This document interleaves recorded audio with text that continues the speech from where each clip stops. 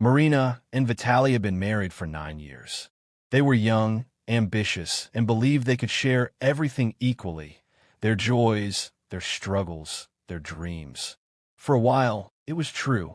They bought a small apartment together, spent summers by the sea, laughed in the evenings about nothing at all. Then came the car, a silver Toyota Corolla, gleaming and new, the symbol of their success. They picked it up from the dealership hand in hand, took photos, smiled at their reflection in the windows. "Our first real grown-up purchase," Marina said, laughing. "Our shared future," Vitaly replied. They both believed it, but the future had other plans. 3 years later, things began to change. Marina got a new job far outside the city, across bridges and broken roads. Vitaly, on the other hand, found a position close to home. Logically, the car should have been hers. She needed it more. But Vitaly disagreed. "I'm the one paying for gas, insurance, maintenance," he said. "It just makes sense that I drive it." Marina looked at him, exhausted. "It makes sense for me to waste 2 hours every day on buses and trains." He shrugged. "You're always tired anyway. Maybe it's not about the commute." The words cut deep. From that day, their conversations grew shorter, colder. Mornings were silent, evenings filled with the hum of the television instead of talk. The car stood outside their window, motionless, a shared possession that had somehow become a silent witness to their growing distance. One morning, Marina simply took the keys and left. No message, no explanation. When Vitaly went down and saw the empty parking spot, a hollow anger rose in his chest. "She wouldn't just do that," he muttered. He called her, no answer. Texted, nothing. That evening, when she finally came home, the air between them exploded.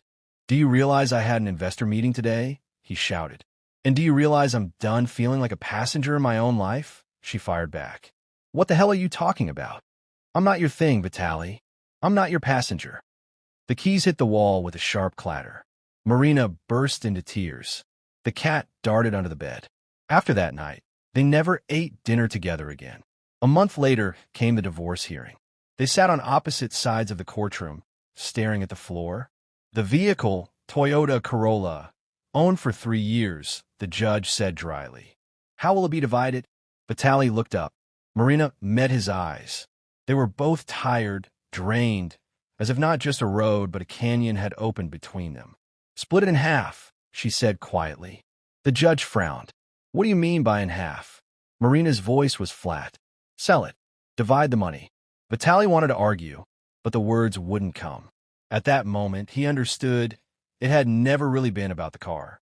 It was about direction, about how, somewhere along the way, they had stopped moving the same way, stopped looking at the same horizon. A year later, Marina was on the bus, watching rain blur the city through the window. At a stoplight, she noticed a familiar silver car parked nearby. Vitaly was behind the wheel, alone. He saw her too.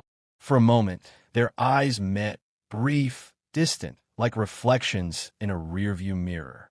He nodded once. She nodded back. Then the bus pulled away, leaving him smaller and smaller in the mist. Marina closed her eyes. She finally understood. They hadn't been fighting over a car. They'd been fighting over what was left of their life together. And by the end, there was nothing left to share.